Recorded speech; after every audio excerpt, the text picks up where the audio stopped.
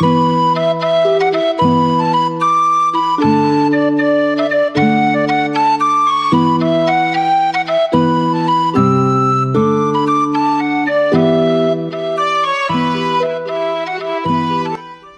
to Highland Waves, a podcast coming to you from Marshbrook Studios, located beside the world-famous Margaree River in Cape Breton, Nova Scotia, Canada. At Highland Waves, we feature stories about the people, places, and the visitors who come to Inverness County. I'm Pat Wall, host of Highland Waves. This morning, I'm pleased to introduce our guest, Anne Morrell Robinson, an acclaimed fibre artist who lives and works her magic from King Ross Quilts and Fibre Art in Big Intervale, Nova Scotia. Good morning, Anne. Welcome to Highland Waves. Good morning, Pat. Anne, I guess we'll start at the beginning. Where were you born? I was born in Trenton, New Jersey, but don't hold that against me. I really lived right across the river in Pennsylvania. Oh, Pennsylvania. Okay. That's Quaker country, isn't it? Oh, well, yes, it is. It's close to Philadelphia, and that's where the Quakers kind of settled in the early days. Oh, okay. Okay. And you were born and raised there? I was raised in Bucks County, Pennsylvania. Okay, and did your education there? I did my education up through high school there. Okay, and where from there? Well, then I went to college in Virginia for 1 year. Didn't like the college I went to. Can you imagine being brought up as a Quaker in Pennsylvania and going to the rural South in the 70s? Not a good choice. Okay. So why did you leave home? I left home really to find an adventure. I always wanted to kind of work where I lived and do something with the land. My grandparents were dairy farmers, and I didn't want to follow that, but at that time I was into horses, and I wanted to work with the horses, and I needed to be a place where I could afford to buy a farm. Okay. What were your parents' thoughts when you decided you were going to leave the nest? Oh, I think they were fine with it. They told us once we finished our education, we either paid rent living with the parents or we were gone. Oh, so okay. I was gone. I got my own apartment, got a job on a horse farm, and away I went. Oh, good for you. Why did you leave the U.S.? Well, it was the 70s, and it was Vietnam, and it was kind of the beginning of the Back to the Land movement, which I wanted to be involved in. Okay. And my brother came first to Margaree and came to visit him and really liked the place, so decided to come and live here. Okay, that's why you picked Nova Scotia. Yes, I didn't really know anything about Nova Scotia before he came here. Just kind of heard rumors about it. We were at a Philip Glass concert at Rutgers University, and he was talking about his place in Cape Breton, and sounded pretty nice. Okay. Why did you pick Big Intervale? Well, we were in Northeast Margaree first, and we really didn't pick the location. It kind of picked us. We had a job doing some house renovations for somebody else who had property here, and we worked for him, and then he sold his place in Northeast Margaree and bought the place in Big Intervale, and we moved up to continue on as caretakers. Okay, okay. Big Intervale wasn't easy back in those days. No, it wasn't. It was kind of, people would say, "You're moving to Big Intervale." It was like moving to nowhere. Yeah. But the road was better then. Yeah, it didn't have to be much better to be better than it is now. That's true. Yeah. So what was early life there in Big Intervale? Well, when we first moved to the house, it had been abandoned for probably 15 or 20 years. So it was an old farmhouse. There was no plumbing. There was no power. But there was a barn for the animals, and there was a roof over our heads, and there were a few neighbors kind of came in over the years, mostly other back to the landers, and things kind of started to pick up again in that area. Okay. Your first husband went through some medical issues at the beginning, I think. That's right. Before we even moved to Big Intervale, he was diagnosed with lymphomic cancer, and he survived 10 years with that. Okay. And did get to enjoy Big Intervale for part of his life. Yeah. It must have been easy back then. No, it wasn't. It was, treatment was in Halifax, and we didn't have a lot of money, so getting to Halifax was a major thing. And, of course, I had 2 young sons at the time, and taking care of them and the farm and running back and forth for medical stuff, it was tough. Yeah, I'm sure it was. I guess you probably got some help from the neighbors? The neighbors were great, and they would lend me a car if need be, or pick up stuff for me and help with the farm chores. Must be quite different from your home. Yes and no. I mean, the rural areas, like around my grandparents' farm, it was like that. Everybody pitched in and helped, and Okay. but it was different in that you knew your neighbors. It was like one big family as opposed to just a community. Where I grew up, you know, you might have known the people that lived right next door to you, but that was about it. Mm-hmm. What were the biggest challenges up there?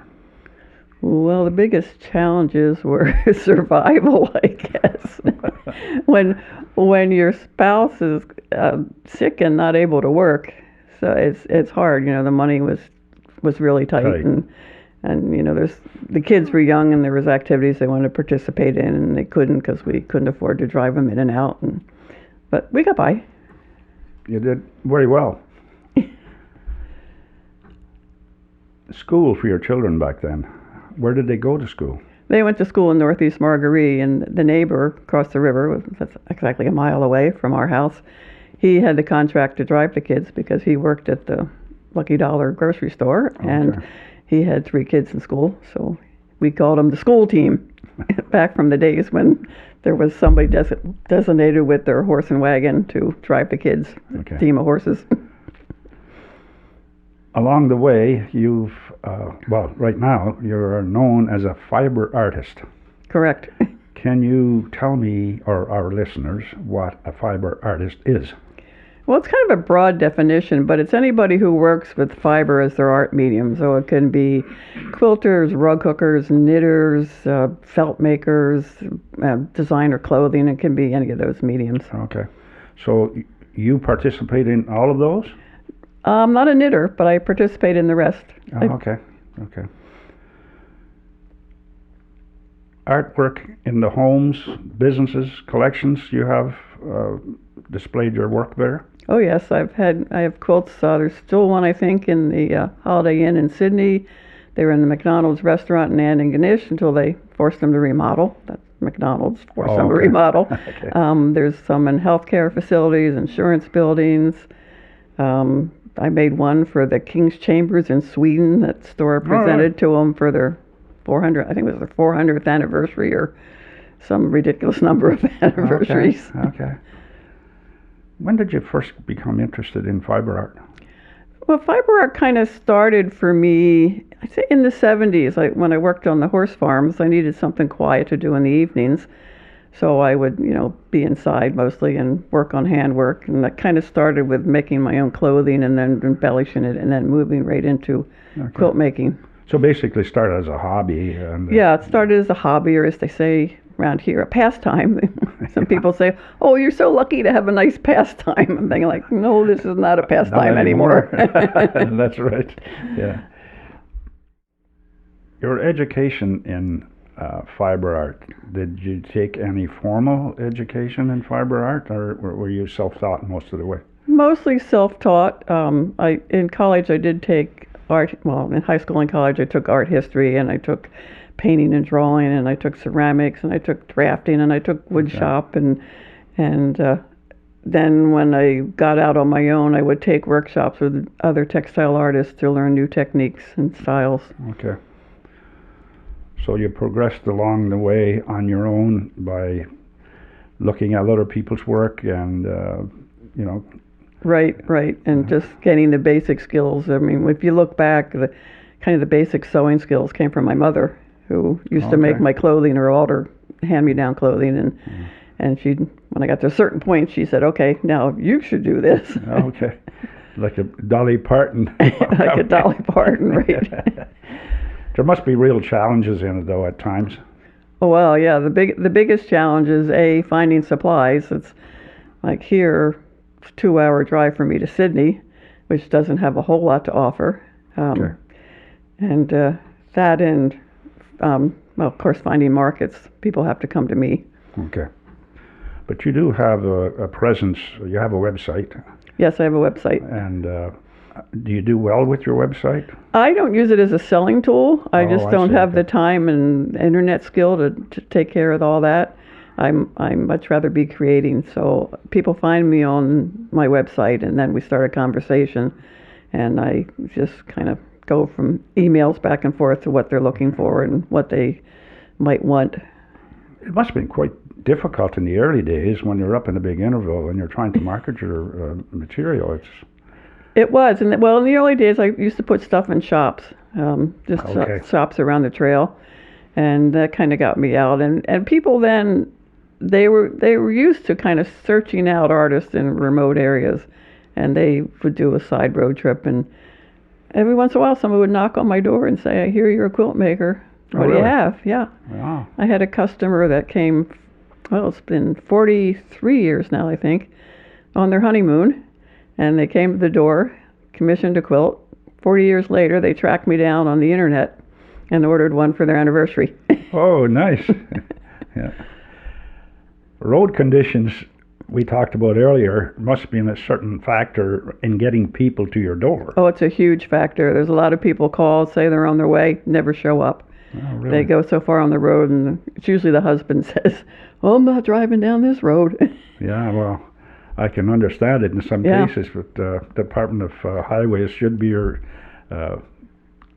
partner in trying to get They things should better, be. you know. For a while, there were 7 businesses on our road, Yeah. and really no help from the highway department. You know, it's been like that for many years.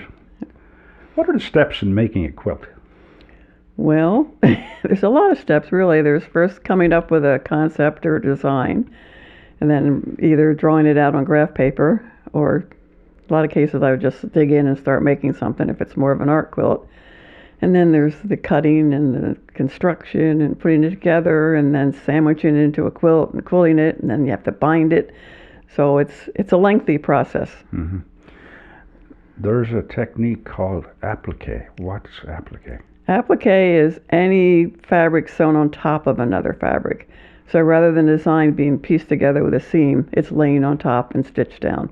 And that's one of my favorite quilting techniques. Okay.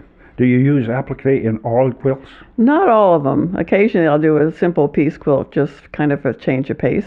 Okay. And they're a lot quicker, and that's what a lot of people are looking for. A lot of people come and they say, "Oh, I want something that reminds me of my grandmother." And so they're thinking very simple traditional quilt blocks.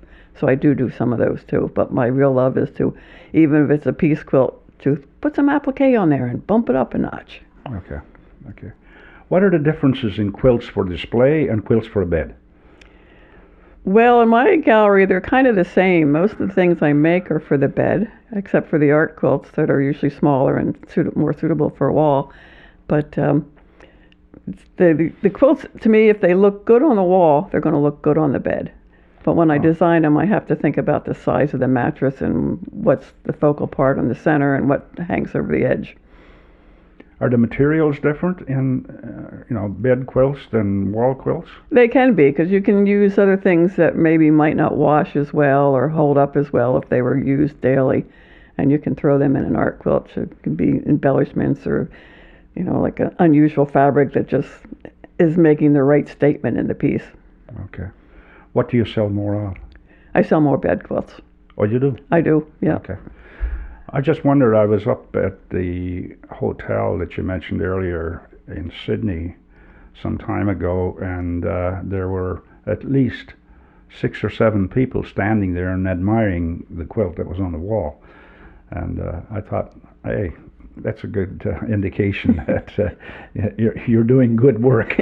That's nice to know. I think that quilt is probably 30 years old now. Maybe. Is that right? Well, when they first built it, it was the Ramada, and then it was something else, and then it was the Holiday Inn, and for a while it was off the wall. And my friend said, "Oh, I stayed at the Holiday Inn, and your quilt's back up again." Oh, really? So it's nice to know that they didn't get rid of it when they took it down Of for course. one remodel. Well, that's a statement too. Yeah. That's great. Now, do you display your quilts in other venues, like at galleries outside of your own gallery? Very rarely. I sometimes at the Inverness Center for the Arts, I'll put a piece in the gift shop there, or different shows. Like right now, there's the traveling show with the group I belong to called Studio Art Quilt Associates, which is a worldwide group, and we have an Atlantic chapter here. And so we've had a show that's been traveling. I have 3 pieces in that, and they've been at I don't know how, half a dozen galleries or more, and it's still traveling. Oh, really? But I find that when you put it in another gallery and they put their gallery markup on it, it raises it even higher price, which people still think a quilt should cost $100. Yeah, of course. So it's tough. Well, like all artists, you're underpaid. That's right. You know, most artists are. Yeah. What other products do you make yourself now? You said a lot of products, but what ones do you specifically hone in on at these days? Well, the quilts is number one. Probably hooked rugs is the second. Then I do some wearable art, which is kind of unique clothing. I do a tiny bit of jewelry. I'm kind of getting out of that as my eyes are aging. A little bit of needle felting. And I guess that's pretty well it. What's needle felting? Needle felting is taking wool and a really sharp barbed needle and just poking it constantly. It makes it turn into a piece of felt. And so you can do like a painting using wool. Oh, okay. Or you can also do three-dimensional sculptures. I don't do those. I have a neighbor who does those and sells them in my gallery. Okay. What is your most successful product? The most successful is the quilts. Quilts. People think of me as being a quilt maker primarily, and that's usually what they're looking for. Occasionally, someone comes in with rugs in mind, but that's slowed down. When Martha Stewart was on TV and she was a big fan of hooked rugs, the hooked rugs, I couldn't keep them on the wall. They would just go. And then when her show was over, it's kind of the whole rug sales thing kind of dropped out to just selling occasionally throughout the summer. You have a beautiful studio up there and probably one of the nicest galleries I've been in. Thank you. Can you tell us about it? Well, my studio, it is attached to the house. I started out with I started out in the bedroom upstairs, actually, and then we built a studio on the back side of the house. The house is over 100 years old, so it's been growing. That studio is now my kitchen living room, and we put a new studio on.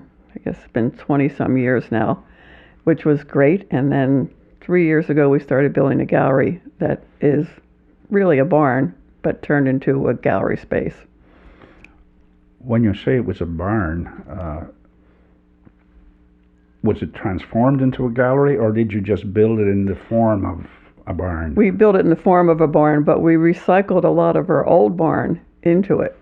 Oh, I see, okay. So it looks, from the outside it looks like a barn, and the inside it's just this huge open space with what they call vents with different little areas, so we can hang 3 quilts in one spot.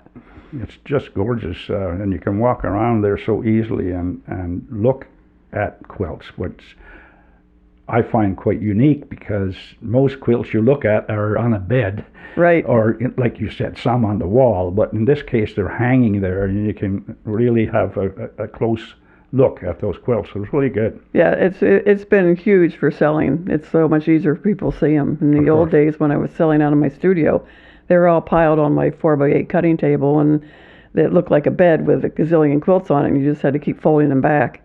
And it was not the ideal way to see them. And I had a show at the Inverness County Center for the Arts quite a few years ago, and my quilts were on the walls, and I said, now this is the way we should see them. So that was kind of the kick in the butt to get going to build the barn. You provide lessons also for fiber artists? I do. I have a weekly class that comes from local ladies, and they're great students. And then I also do workshops kind of on demand, and once in a while a pop-up workshop, which brings in people from all over the island. Okay. And sometimes tourists, say they come up with a husband who fishes, and they don't fish, they'll come up and book a private class or a semi-private class. Oh, nice. And learn a new technique or do something they've always wanted to try. Nice. Do you do online courses? I don't do online courses. Our internet's a little bit too in and out for that. I've been asked and I've turned it down, but I still teach a little bit on the road. Oh, okay. So you go on the road to teach classes yes, as well? Yep, going this weekend on the road teaching in Antigonish, and then 2 weeks from now I go to the national conference, which will be in Halifax this year. It travels around the country. So Halifax is great because I can actually take a lot of stuff instead of flying with 1 or 2 suitcases. Right. The national conference, can you tell me about that?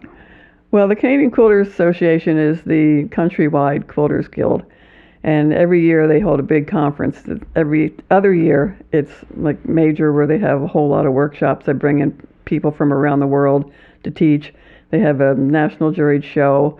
They have a big vendors mall and lots of, lectures and demonstrations, and it's a gathering of quilters from all over the country. And I've been going to those I think the association's been in existence for 40 plus years now, and I've been going to them and teaching at them for most of those 40 years. Oh, nice.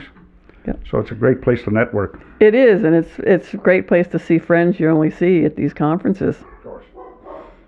You've got a successful business now? Well, successful in the fact that it supports itself. Okay. And if the Department of Highways would help, it would be more successful. Well, I don't know if I want it to be more successful. I'm fine at the level I am because I'm one person. And so I can't do it all. And there's only so many quilts I can make in a given amount of time. Okay. So if somebody said, what are you going to do when you sell all your quilts? Okay. I said, well, I guess I could retire then, but I don't think that's going to happen. So how long will it take you to make a quilt, let's say an 8x10 quilt? Well, it depends on the pattern. Let's say the simplest, say a traditional block pattern that's just repeat block might only take 100 hours. But the one I have right now, will be in the national show, took me 900 hours. And on the average, all hand done quilt takes between 300 and 500 hours, and an all machine done quilt takes 100 to 200 hours. Lots of time. Lots of time. Have you changed your marketing at all? Or are you happy, like you just said, you were happy where you are? You don't want to get out to a further field? I don't think I really want to get out to a further field. It's just, like I said, it's just one person. There's only so much I can do. Okay. But I've changed my marketing a little bit now that just being on social media, it's reaching a much wider audience. Okay. So you do social media, that's how you market somewhat. Well, I don't, I just show people what I have, and if they're interested, they either come see me when they're traveling, or like I said, we start a online conversation and go from there. Okay. How can people contact you? Well, they can contact me through my website, www.kingrossquilts.com. That's the best way, and then they can go from there. And there are signs along the highway going to your place. Yes, there are. They have signs at every turn, and some people say, oh, I couldn't find you. Oh, I missed one sign. Or other people say, oh, your signs are great. No problem getting here. I just tell people, don't use Google. It'll sell you on a road that's been gone for 100 years. If you had to do it all over again, would you do it? Oh, yeah, I definitely would do it again. I think it's in my blood. I don't have a choice. Yeah, you've come a long way, as they say, and you've got a long way to go. And I think your work is certainly indicative of the time that you put into it. And we really appreciate you coming to visit with us today. Thank you for having me. And is there anything else you'd like to add before we leave? Well, I just want to tell people that when art's in your blood, you have to do it no matter what. So just coming down here on my drive today, there was an artist, a filmmaker on, who said, when you stop making your art, you die. And I think that might be true. Yeah. People say, when are you going to stop and retire? And I say, when I can't see anymore or my hands don't work. Okay. Well, thank you again for joining us this morning, and we wish you every success with your fiber art business. Thank you, Pat. And thanks to our listeners, and a reminder to hit the like and subscribe buttons so you can stay up to date. Keep in mind, though, when nothing is sure, everything is possible. So long for now. Pat.